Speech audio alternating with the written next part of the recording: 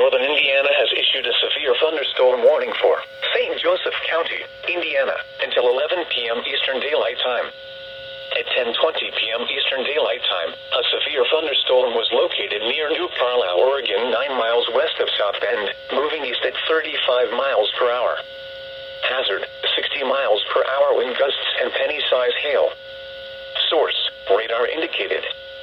Impact, expects damage to roofs, siding, and trees.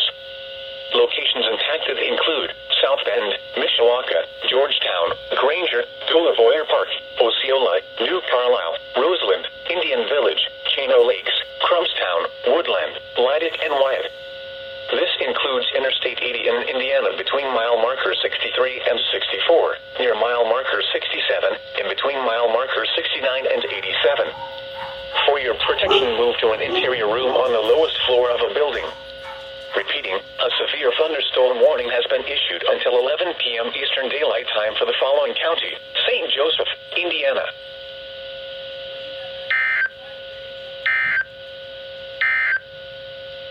This is NOAA Weather Radio.